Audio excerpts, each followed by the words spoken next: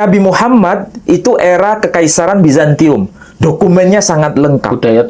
Budaya tulis sudah sangat luar biasa. Ya, Ubaidillah itu hidup di zaman primitif. Terima kasih Pak Edi yang sudah memberikan pengantar dan sekaligus memberikan apresiasi kepada para netizen dan komentator yang sekian banyak memberikan penjabaran bahkan kritikan kepada kita sebagai pembahas mengenai soal nasab Nabi Shallallahu Alaihi Wasallam dibandingkan dengan nasab Ubaidillah. Dan saya kira semua terkejut dengan pembahasan kita pada pekan yang lalu. Saya kira ini merupakan sebuah kewajaran karena tidak ada yang semua itu satu suara. Ada beragam komentar, ada beragam sikap untuk memahami sesuatu, tapi yang penting bagi kita semua, terutama saya pribadi, ingin mencerdaskan siapapun untuk mengkaji secara akademik berdasarkan dokumen-dokumen yang valid, bukan berdasarkan asumsi, bukan berdasarkan doktrin, bukan berdasarkan keberpihakan terhadap sesuatu. Fanatik buta. Karena iman itu kalau hanya sekedar doktrin, silakan itu diimani. Tetapi itu hanya berlaku bagi kalangan itu sendiri. Internal, kalangan internal. Silakan diyakini dan itu menjadi bagian dari doktrin. Kita tidak bisa mengganggu-gugat. Tetapi persoalannya ketika itu disuarakan ke hadapan publik secara umum, maka harus ada pertanggungjawaban ilmiah. Harus ada pertanggungjawaban secara akademik berdasarkan dokumen-dokumen yang valid. Baik itu teks yang sezaman ataupun teks yang sifatnya teks pembanding eksternal. Dan saya kira itu konteksnya adalah kajian filologi. Syarat-syarat itu seperti syarat-syarat utama. Karena itu kalau Pak Edi bertanya kepada seorang filolog, siapapun mereka, bahkan kepada saya secara pribadi, saya akan berargumentasi dalam konteks kajian filologi, dan itu mensyaratkan dua hal. Yang paling akurat itu adalah data yang sezaman dengan peristiwa. Itu wajib Itu sesuatu yang sangat penting karena ini kaitannya dengan aspek historis, aspek kesejarahan. Itu sangat-sangat diperlukan. Data yang sezaman dengan peristiwa itu sendiri atau data yang sezaman dengan sang tokoh itu sendiri. Yang kedua, data pembanding atau data eksternal. Kedua hal ini memang itu ideal. Sangat-sangat ideal dalam konteks kajian filologi. Ini bukan dalam konteks yang lain karena Pak Edi bicara kepada saya sebagai seorang filolog. Jadi kalau misalnya ketika kita membahas tokoh yang bernama Muhammad Sallallahu Alaihi Wasallam, apakah ini tokoh fiktif atau tokoh sejarah? Saya ulangi lagi, apakah Muhammad Sallallahu Alaihi Wasallam yang diklaim sebagai nabi bagi kalangan muslim itu tokoh historis atau tokoh fiktif? Itu tokoh legenda atau tokoh fakta? Itu kan perlu ada jawaban yang berdasarkan kajian-kajian yang sifatnya itu akademik dengan dokumen-dokumen yang tentu saja melintas batas bahasa, melintas batas agama, bahkan melintas batas kultur. Dan saya kira itu pasti akan dipertanyakan oleh pihak muslim. Bagaimana kita bisa mempertanggungjawabkan bahwa tokoh yang bernama Muhammad Sallallahu Alaihi Wasallam itu tokoh historis atau tokoh fiktif? Datanya apa untuk menjustifikasi itu atau memverifikasi itu? Yang kedua, apakah nasabnya nyambung sampai kepada Ismail? Nabi Ismail atau tokoh yang bernama Yishmael dalam tradisi Kristiani maupun tradisi Yahudi. Datanya apa?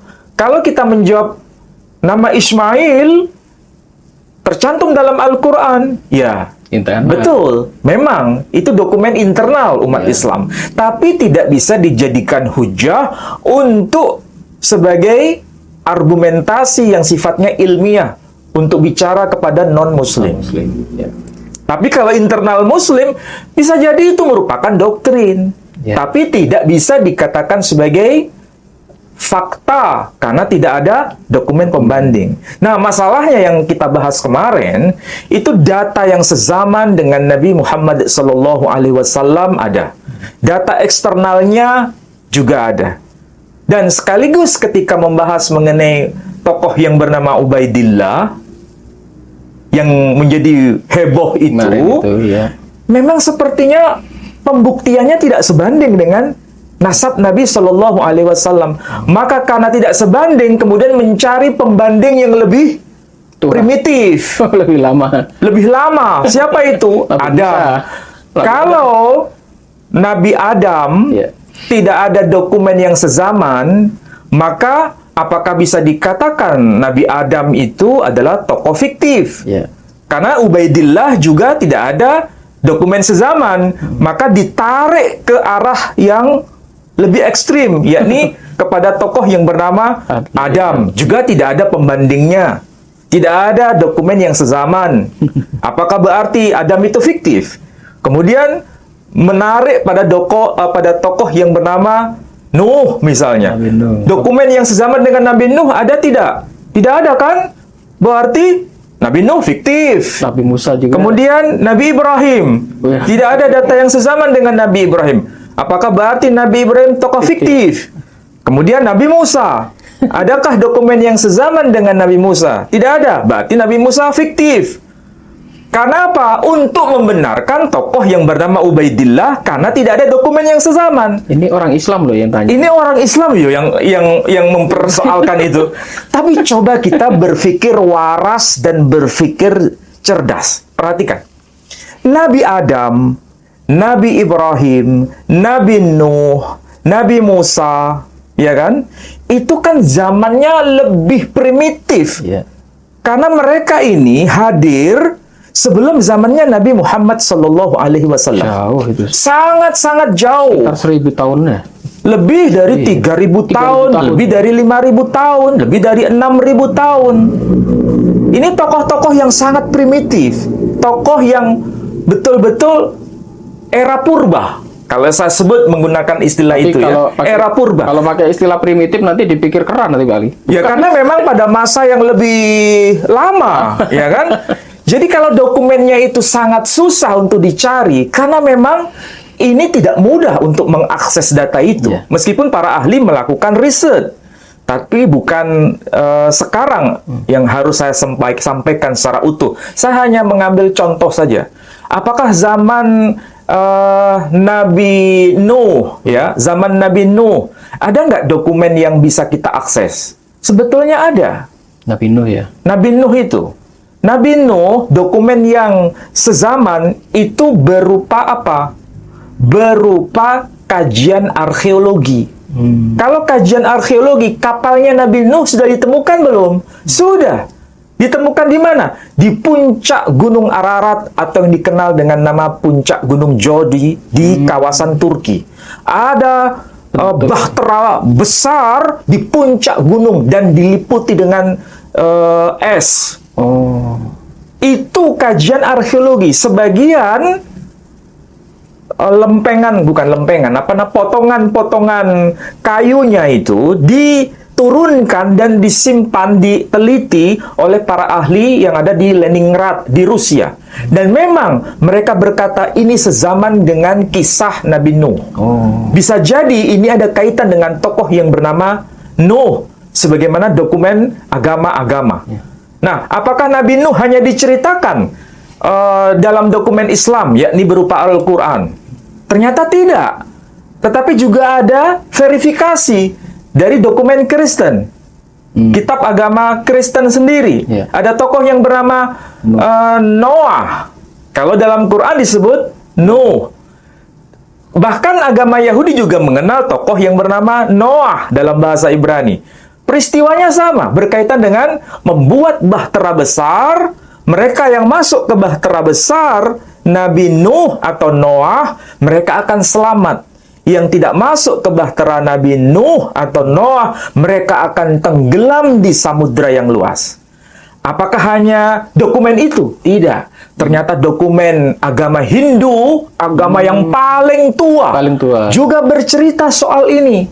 Tapi tidak menyebut Nuh, juga tidak menyebut Noah, menyebutnya Manu. Siapa itu Manu? Kalau kita tanya kepada saudara kita penganut agama Hindu, mereka akan berkata, Manu adalah tokoh suci yang diperintahkan Tuhan untuk masuk ke bahtera besar. Mereka yang masuk ke bahtera Manu, mereka akan selamat. Dan yang tidak masuk ke bahtera Manu, mereka akan tenggelam di samudra yang luas.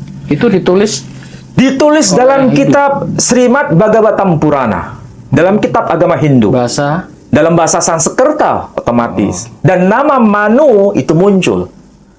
Dan bahkan ayat Al-Quran ada kaitan dengan hal yang sama, sebagaimana yang termaktub dalam kitab Manawad Dharma Shastra. Dan juga dalam kitab Srimad Bhagavatam Purana. Jadi ini merupakan dokumen-dokumen eksternal, Luar, ya? Dokumen-dokumen pembanding. Kalau arkeologi tadi itu membuktikan yang sezaman dengan peristiwa tokoh yang bernama Nuh atau Noah atau Manu itu sendiri. Ini era primitif, Pak Edi, tapi dokumennya begitu jelas. Kalau dibandingkan dengan Nabi Muhammad SAW yang baru muncul ribuan tahun kemudian, sudah agak modern itu ya, yang muncul pada era kekaisaran Bizantium. Iya, sudah apa itu ya? Budaya tulis sudah ada. Budaya tulis sudah semakin lengkap, sangat begitu kompleks. Bahkan kalau kita lihat saja peta ya, peta ini peta yang ditulis oleh Claudius Ptolemaeus. Beliau lahir tahun 100 Masehi, meninggal tahun 170 Masehi. Ya, berarti itu abad keberapa? 100. Abad kedua Masehi. Islam waktu itu belum datang. Islam waktu itu yang dibawa melalui risalah Nabi kita Muhammad sallallahu alaihi wasallam, sang tokoh yang bernama Muhammad sallallahu alaihi wasallam itu lahir tahun 571 Masehi, abad ke-6. Meninggal tahun 632 Masehi, berarti abad ke-7 Masehi. Berarti ini dokumen peta kuno. Ini kalau saya sebut peta primitif ya, peta kuno. Ini abad bro, 100. Abad kedua, Masehi. Berarti jaraknya kan berapa abad? 4. Ini abad kedua. Nabi kita ini abad ke-7. 5 abad. 5 abad, 500 tahun jaraknya. Tapi coba cermati di sini. Di sini ada yang atas ini, tolong. Oke, sini ya. Di sini ada Latripa. Ya, Latripa, Yatripa. Yatripa ini adalah nama kota Yathrib yang termaktub di peta Claudius Ptolemaeus abad kedua Masehi. Sementara nama Yathrib juga tercantum dalam Al-Quran yang diterima oleh Nabi, wahyu yang diterima itu abad ke-7 Masehi. Berarti ada nggak dokumen eksternalnya? Ini dokumen eksternalnya. Bahkan lebih senior dibanding dokumen Quran itu sendiri. Jaraknya 500 tahun, Pak Edi. Jadi apa yang disebutkan dalam Al-Quran, nama Yathrib dan nama Yatripa termaktub di peta Claudius Ptolemaeus. Dan ini adalah peta kawasan semenanjung Arabia, tepatnya di kawasan Hijaz. Oke? Nah, kalau Pak Edi lihat ke atas ini ya, di Yatripa. Di atasnya ini ada nama tokoh, nama suku, yakni suku Malikhe. Siapa itu suku Malikhe? Dan kenapa suku Malikhe ini menempati kawasan yang dekat dengan kota yang disebut Yathrib atau Yatripa? Siapakah mereka? Ternyata Malikhe itu adalah bentuk bahasa Latin atau Yunani dari nama Arab yakni Bani Malik. Siapakah Malik itu? Ini ada hubungan nasab dengan Nabi kita Shallallahu Alaihi Wasallam. Malik itu ya. Karena Nabi kita dalam dokumen Islam, dalam Sirah Nabawiyah li Ibn Hisham ataupun Tarikh At-Tabari menyebutkan Nabi kita ini urutan nasabnya ya. Muhammad bin Abdullah bin Abdul Muttalib bin Hashim bin Abdi Manaf bin Qusay bin Kilab bin Murrah bin Ka'ab bin Lu'ay bin Ghalib ibn Fikhr alias Quraisy bin Malik. Oh. Jadi suku besar dari tokoh yang bernama Muhammad sallallahu alaihi wasallam tercantum di peta Claudius Ptolemaeus di abad kedua Masehi. Itu keturunan Nabi Ismail ya. Ini keturunan Nabi Ismail. Ya. Lihat ke arah kanan nih, ke arah kanan. Di sini ada nama suku, yakni suku Temi. Temi. Dalam bahasa Latin atau bahasa Yunani, ini merujuk pada nama Arab yakni Tamim. Siapakah itu suku Bani Tamim? Kemarin sudah saya jelaskan. Apa yang disebutkan oleh Santo Theophanes, ya kan? Santo Theophanes itu dijelaskan di buku yang saya bawa kemarin, tapi ada yang nyinyir Pak Edi. Ini kan dokumen baru. Betul, ini dokumen baru. Maksudnya dicetak baru, Iya. betul. Tapi manuskripnya yang tersimpan itu dokumen lama.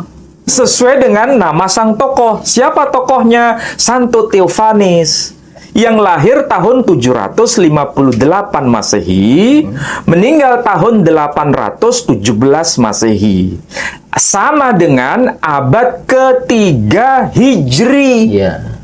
Sebanding dengan Imam Muslim yang menulis kitab Sahih Muslim yang meninggal tahun 875 Masehi. Berarti ini sama dengan abad ke-9 alias abad ketiga Hijri. Sebanding. Apa yang dikatakan oleh Santo Theophanes? Jelas kemarin sudah saya jelaskan. Muncul salah satu tokoh besar yang dikenal dengan istilah suhrah wal istifadah kalau perdebatan nasab kemarin ya. Nama tokohnya adalah, salah satunya tokohnya disebut Asadum. Kemudian Teomimen maksudnya ya. Di sini katakan Mudarus gignit kurasum et kaison et Teomimen et Asadum et alios ignotos. Mudarus mudor. Ya. Ini adalah keturunan Ismail.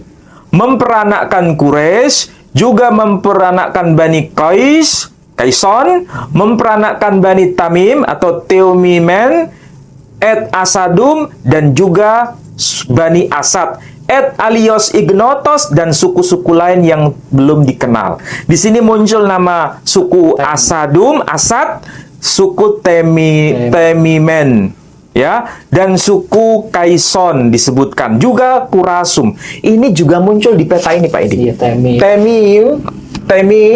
Nah, kemudian Asateni. Asateni ini suku Bani Asad.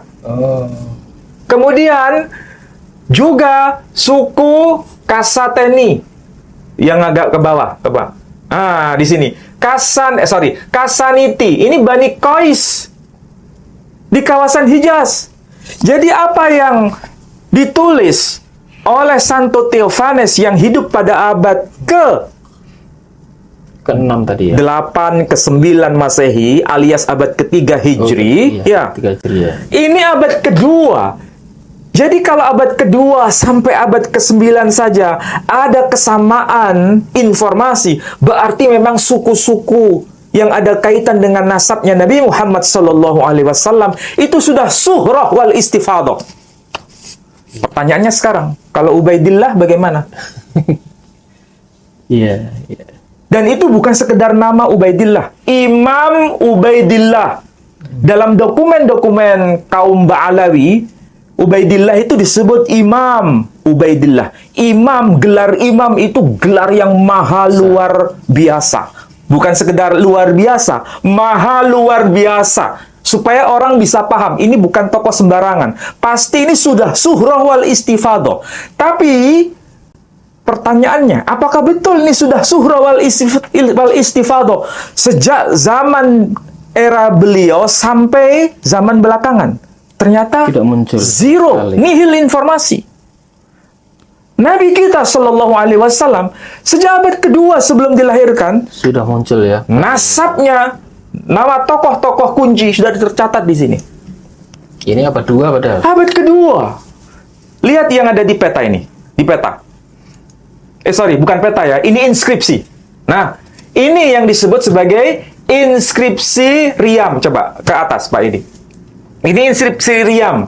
Inskripsi Riam ini abad ke-7 sebelum Masehi hingga abad ke-4 sebelum Masehi. Sebelum Masehi malah. Sebelum Masehi, bukan Masehi. Sebelum Masehi. Tapi coba perhatikan di sini. Nama tokoh besar dari nasabnya Nabi Shallallahu Alaihi Wasallam muncul di sini. Apa itu? Di sini ada Bani Asad. Asad. Asad ya. The land of Asad. Tanah, wilayah kediaman kaum Asad. Ada Ma'ad. Tanah kediaman kaum Ma'ad. Siapa itu Ma'ad? Bani Ma'ad. Siapa itu Bani Asad? Bani Ma'ad ini ada kaitan dengan nasabnya Nabi Shallallahu Alaihi Wasallam. Dari mana kita urut? Dari Fikhr atau Quraisy bin Malik bin Nadr bin Kinanah bin Huzaimah bin Mudrikah bin Ilyas bin Mudar bin Nizar bin Ma'ad. Setelah bin Ma'ad bin Adnan. Pertanyaannya begini, coba cari tuh tokoh Adnan. Dalam dokumen-dokumen di luar Islam tidak ada. Memang Adnan itu tidak begitu dikenal. Tapi yang dikenal adalah Ma'ad. Itulah sebabnya muncul dalam inskripsi abad ke-7 sebelum Masehi hingga abad ke-4 sebelum Masehi. Beginilah fakta yang tidak bisa diingkari. Ini dokumen para ahli, Pak Edi. Dokumen yang ahli yang dikerjakan oleh para arkeolog. Dan ini kaitannya dengan dokumen apa itu? Sezaman dengan tokoh-tokoh ini. Ini dulu awalnya ditulis dalam bahasa apa nih, Pak? Ini dalam bahasa Sabean. Apa itu bahasa Sabean? Bahasa Arab kuno yang ada di Yaman. Kemudian ditranslate ke bahasa Ini Indonesia. bahasa Arab kuno yang dituturkan di Yaman. Oh. Sebelum Islam, bahasanya disebut bahasa Sabean. Agak ke atas. Ini sudah dilatinkan, Pak Edi. Sudah dilatinkan supaya orang sudah paham. Ini dilatinkan, tulisan-tulisan kuno ini. Ini para ahli yang bisa membaca, yang disebut sebagai apa ya? Ini tertulis, Objek inskripsi. tertulis di batu-batu itu, Pak. Di batu-batu. Batu-batu ini masih ada sampai sekarang. Simpan, Mas Jan. Masih tersimpan. Dan letaknya bukan di Jawa, Pak Edi. Di Yaman. Oh, di Yaman. Jadi Yaman itu sebetulnya peradaban tinggi. Jadi Yaman itu peradaban tinggi. Karena apa? Kita ingat Ratu Syaba. Ratu Syaba dari mana? Dari Yaman. Suku Himyar dari mana? Dari Yaman. Dokumen-dokumen ini berupa inskripsi, ditulis di lempengan bebatuan begini. Dan para ahli sudah bisa mengidentifikasi. Ini nggak bisa dipalsu, Pak Edi. Iya. Kalau dipalsu, para arkeolog bisa mendeteksi ini palsu, ini asli. Bisa. Berarti tradisi tulis, apalagi di batu-batu, waktu itu jauh sebelumnya. Di Yaman sebelum udah, Islam yang muncul di tangan Nabi kita Muhammad bahkan ini Sallallahu Alaihi Wasallam. sebelum kelahiran Yesus ini ya. Sebelum. Tapi 400 nama-nama tahun sebelumnya. tokoh yang ada kaitan dengan Nabi Sallallahu Alaihi Wasallam terlacak. Terlacak, ya. Terlacak. Itu keturunan dari Ismail soalnya. Keturunan dari Ismail. Ya. Ya. Kemudian coba yang lain lagi, Yang doktrinnya Yagubi. Oke. Nah, sekarang. Kemarin ada yang protes begini. Mana itu nama Nabi Muhammad?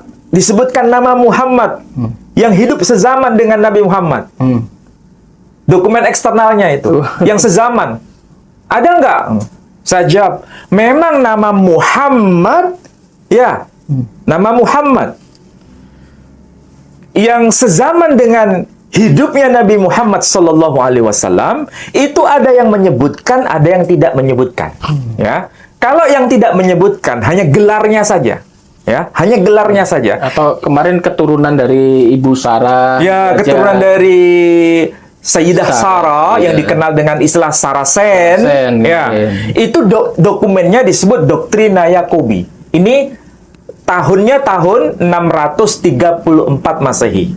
Ya, ini sudah dilakukan validasi, verifikasi melalui karbon C14 atau radiokarbon dengan bahan kimia itu Pak Edi ya, untuk mendeteksi ini usia tahun berapa, usia tahun berapa. Itu sudah ada ahlinya yang meneliti itu. Sama seperti tes DNA.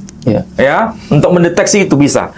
Ini tahun 634 Masehi. Ini kalau dibandingkan dengan zamannya Nabi kita Muhammad SAW, beliau wafat tahun berapa?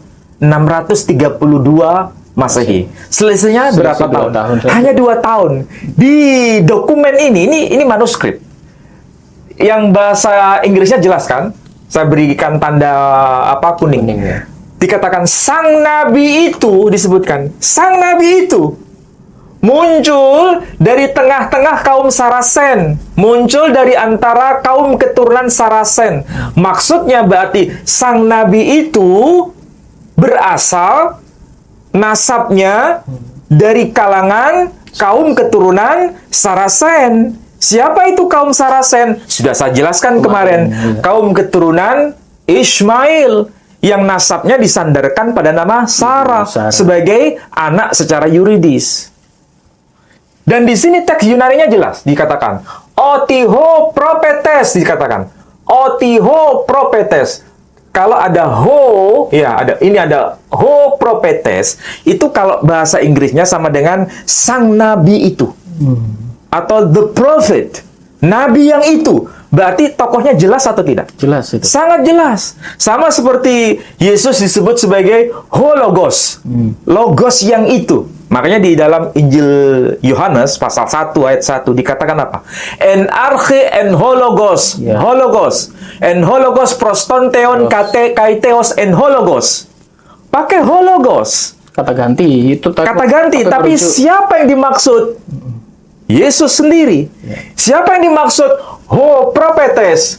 Sang nabi itu. Memang namanya nggak disebut. Tapi beliau itu berasal dari kalangan keturunan Saracen. Ya. Dan sang nabi itu mendakwahkan dirinya sebagai orang yang diurapi sebagaimana Kristus. Oh, ini. Ya. Makanya nanti pada dokumen yang ditulis oleh Sophronius disebutkan sebagai nabi.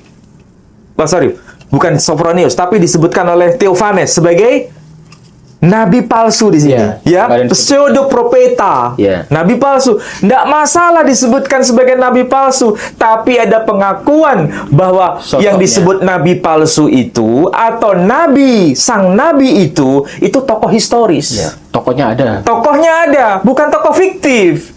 Nah, kalau dikaitkan dengan Ubaidillah, namanya nggak disebut dalam dokumen-dokumen primer.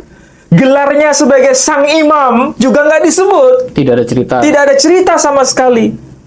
Bahkan hijrahnya ke Yaman pun juga tidak disebut dalam dokumen apapun. Tiba-tiba muncul di abad-abad belakangan. Nggak nyambung dengan dokumen-dokumen primer.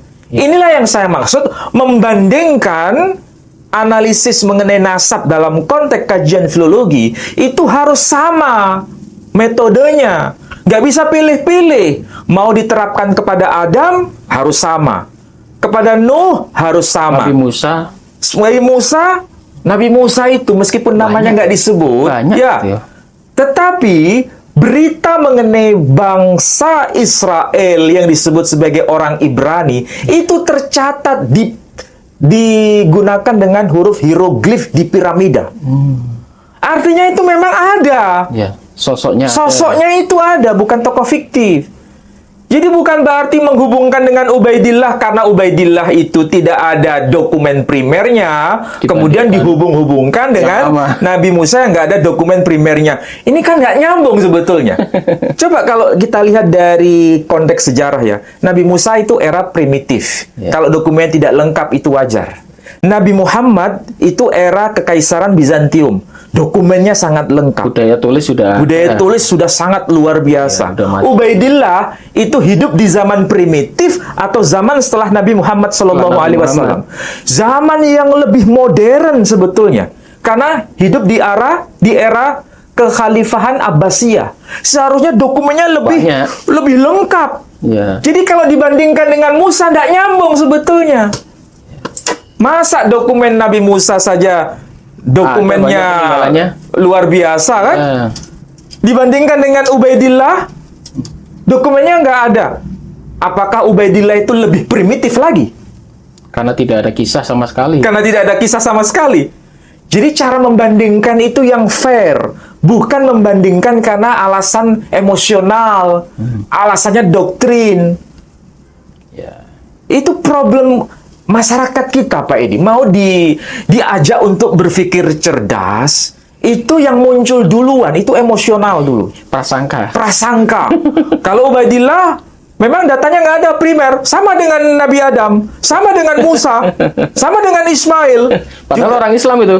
Padahal orang Islam ini. Berarti dia Jadi tidak- gaya pertanyaan ini lebih Kristen daripada orang Kristen sendiri. Berarti dia tidak meyakini adanya Nabi Musa, Nabi Adam, Ibu Hawa. Jadi kadang-kadang saya ini nggak habis pikir ya dengan orang-orang yang mau mengamati apa yang sedang kita bicarakan. Sebetulnya tahu dokumen zaman Nabi Muhammad SAW begitu luar biasa. Zamannya Nabi Musa.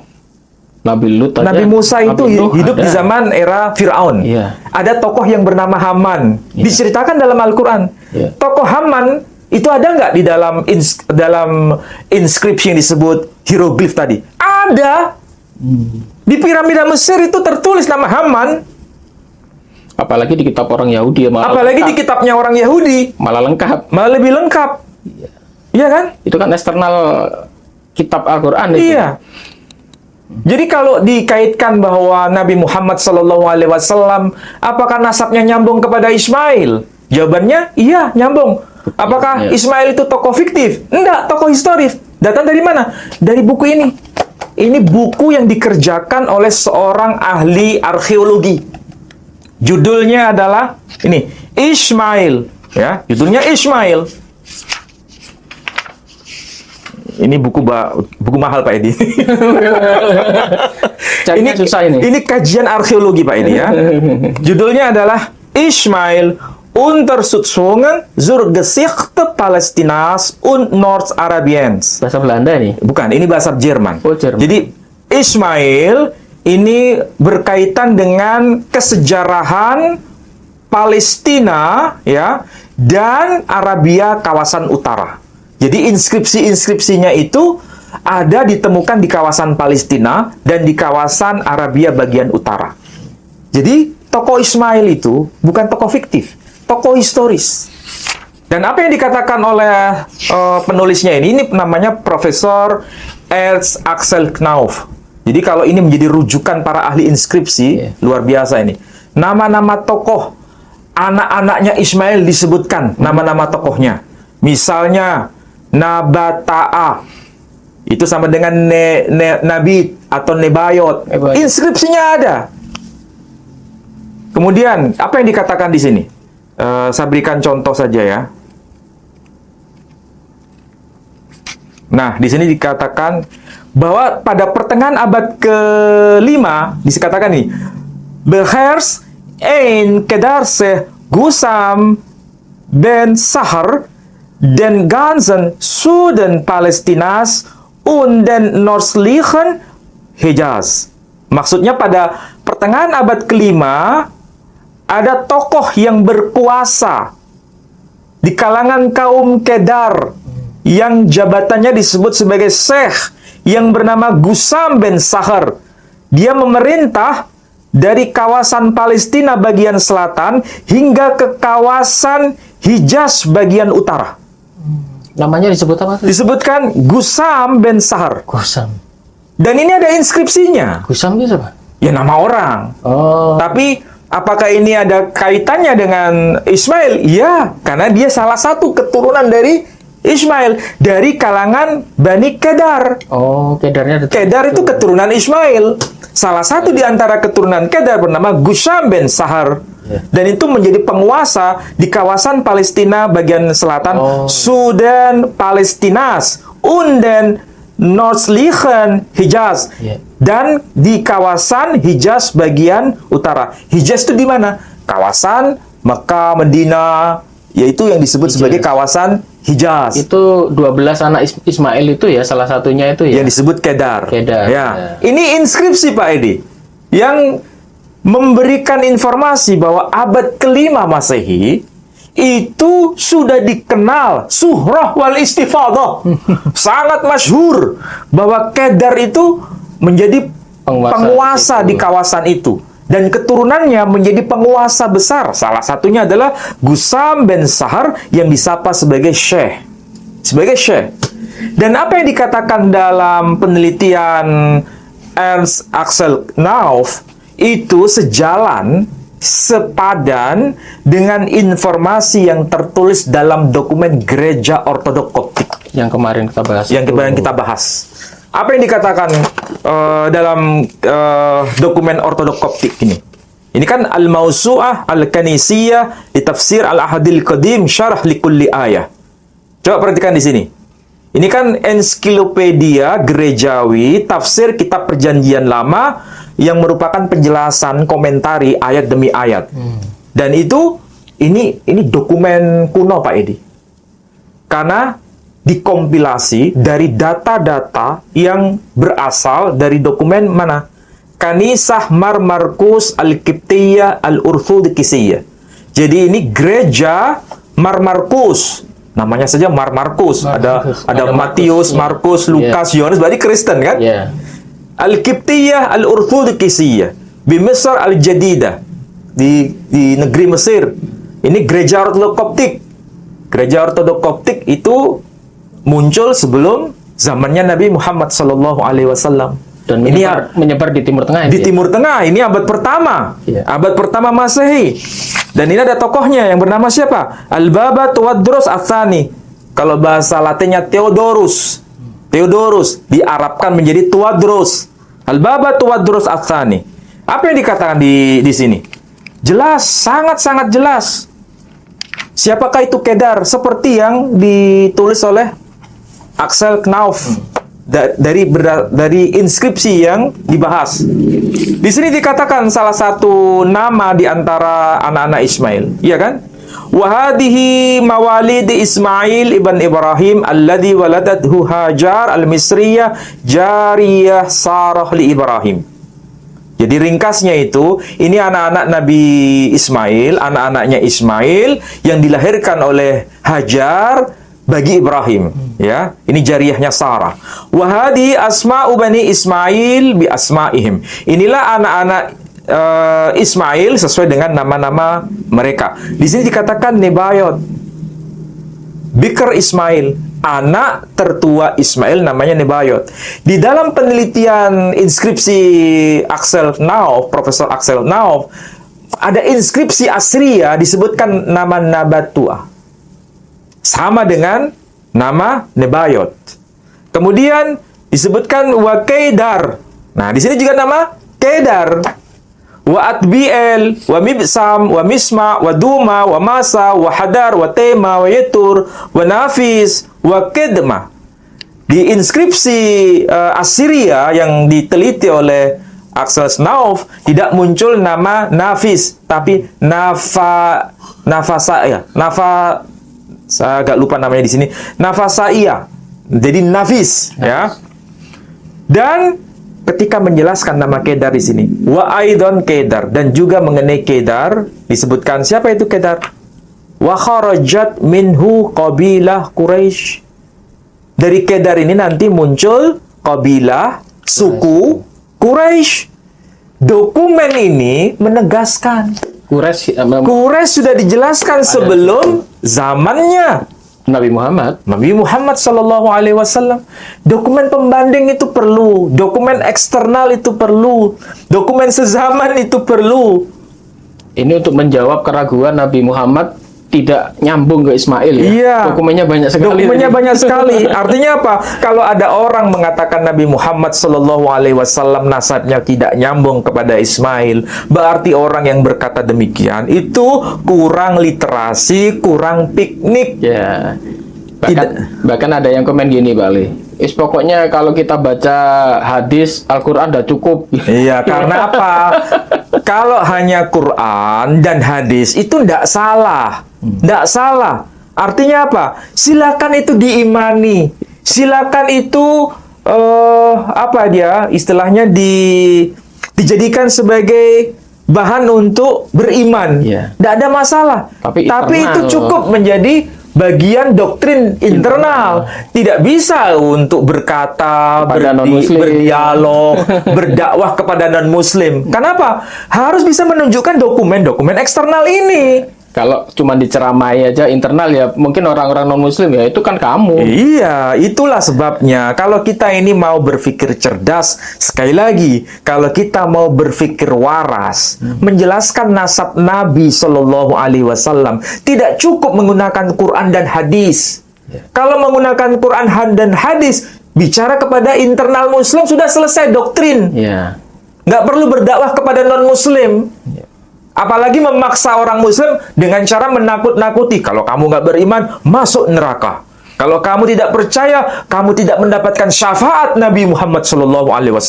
Kalau kamu tidak mengikuti Quran dan hadis, maka imanmu sia-sia. Ya. Tidak perlu menakut-nakuti begitu. Kenapa?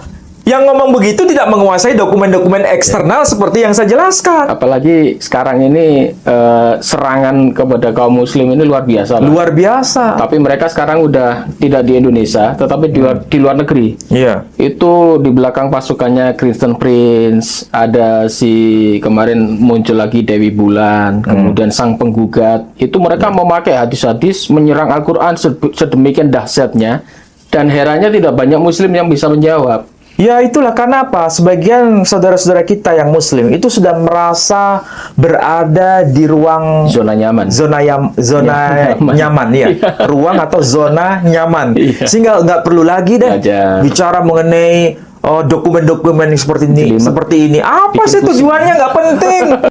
Justru yang mencerdaskan umat adalah kajian seperti ini. Dokumen eksternal itu harus dibahas. Karena Islam itu bukan hanya untuk umat Islam sendiri, Betul. tapi Nabi kita Muhammad sallallahu alaihi wasallam diutus sebagai apa? Wa ma arsalnaka illa rahmatan lil alamin. Untuk semua. Semua umat. Kalau untuk semua, wajib bagi siapapun yang beriman kepada Nabi Muhammad sallallahu alaihi wasallam mempertanggungjawabkan nasab Nabi sallallahu alaihi wasallam berdasarkan dokumen yang sezaman dan dokumen internal ataupun eksternal. Ya. Padahal kita sering menuduh mereka, biasanya kalau dalam perdebatan lintas agama, orang Islam kan sering menuduh orang-orang non-Islam ini, kamu hanya imani saja, imani saja. Giliran kita membahas seperti ini, orang Islam sendiri yang malah protes. Cukup imani saja. Herannya di sini, Pak. Iya.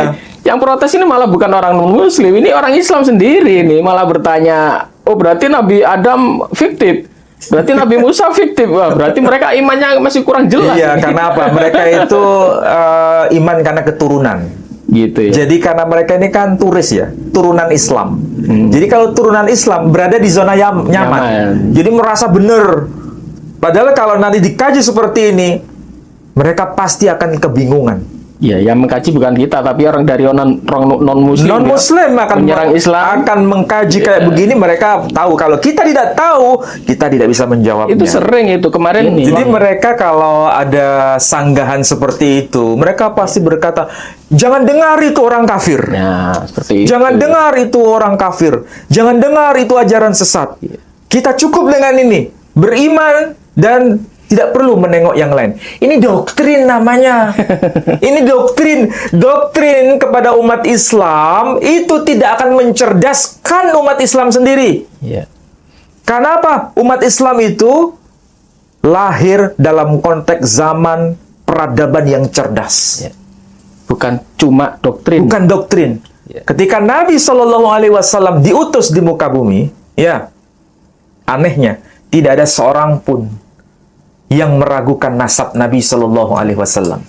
Sebenarnya tokoh ini Karena nyata, tokoh ini tokoh nyata, bukan tokoh fiktif, bukan hanya dongeng. bukan dongeng.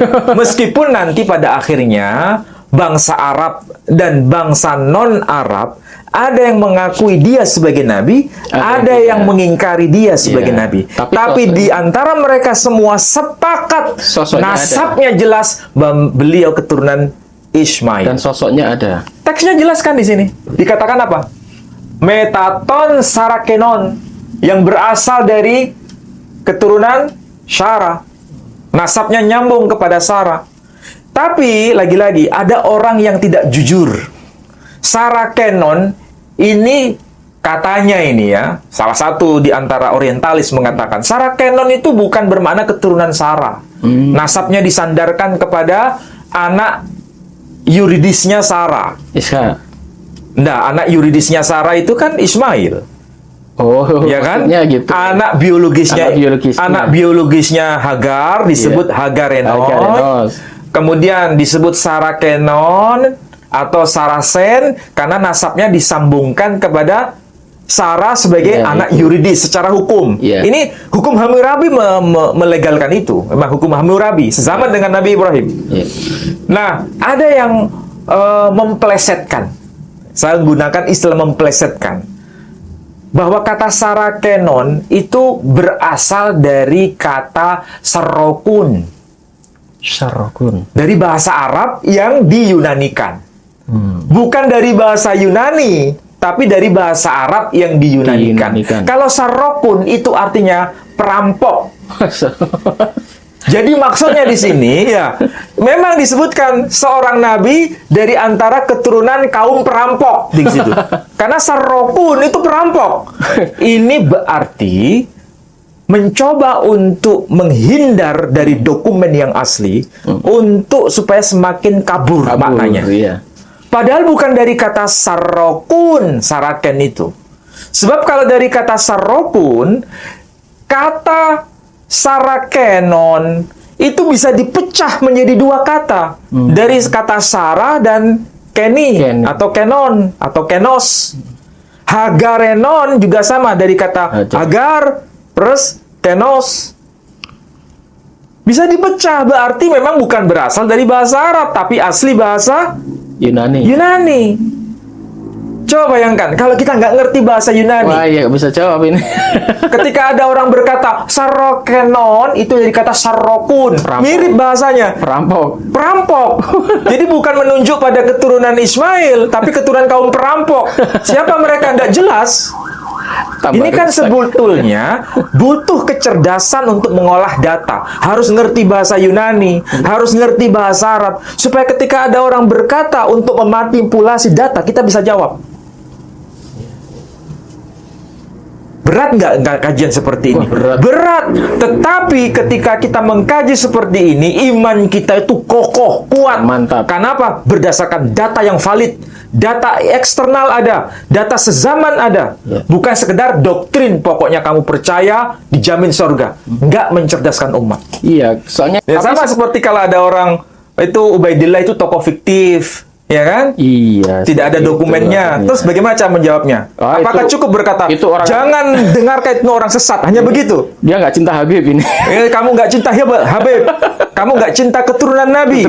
Ya kan? Kena kualat. Nanti kamu masuk neraka. Nggak bisa ditakut-takut begitu. Ditakut-takuti begitu. Harus menjawabnya berdasarkan dokumen. Ya.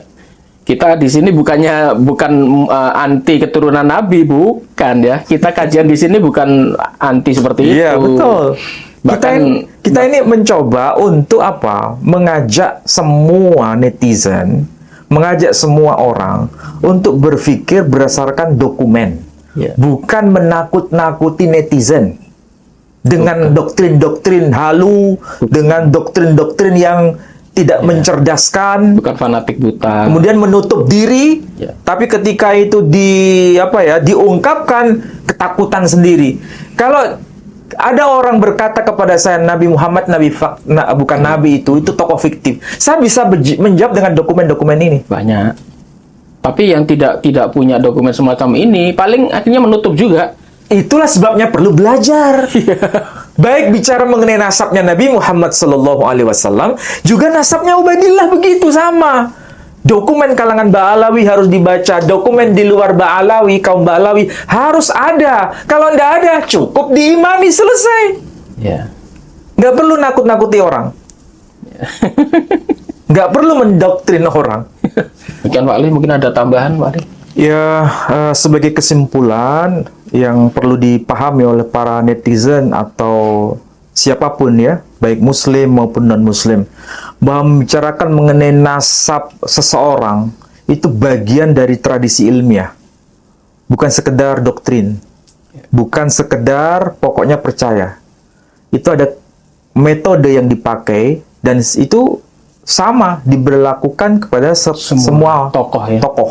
Baik kepada Nabi Muhammad SAW, kepada Ibrahim, kepada Musa, kepada Isa, atau di antara tokoh dari keturunan Nabi SAW sendiri.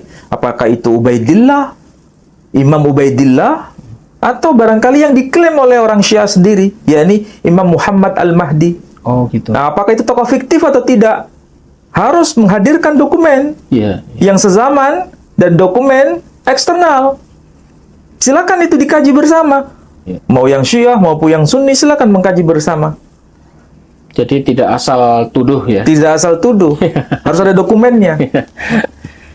Jadi pada para pemirsa sekalian, sekali lagi kita beritahu bahwa kita membahas soal ini bukan karena kita anti ya. Kita tidak juga memandang si A, si B, atau kita pro kanan, pro kiri ya. Kita di sini khusus membahas soal ilmu dan dokumen soal ilmu nasab. Ada yang menuduh kita itu kan bukan orang nasab. Ngapain bahas nasab lo? Nasab dan ilmu filologi itu hanya pisau yang dipakai sama. Sama sebetulnya. Kalau istilah nasab itu kan biasa dipakai di kalangan pesantren ya, kalangan habaib dan sebagainya. Kalau kita kan kajian kalau filologi. Di filologi itu kajiannya istilahnya lebih modern dan biasanya itu diperlakukan di semua segi ya. Baik itu tokoh atau tempat atau bahasa itu diselidiki, bisa dirunut. Itu istilahnya filologinya di situ. Jadi Pak Alin di sini adalah pakar filologi. Beliau sangat memang bidangnya gitu loh. Dan saya memang bukan ahli nasab sebagaimana yang diklaim oleh mereka-mereka yang tidak mau kajian filologi. Kalau nggak mau kajian filologi ya sudah, nggak perlu menjelek-jelekkan kajian filologi. Tapi kalau bicara mengenai nasab Nabi Muhammad berdasarkan kajian filologi sangat valid dan terverifikasi. Sebetulnya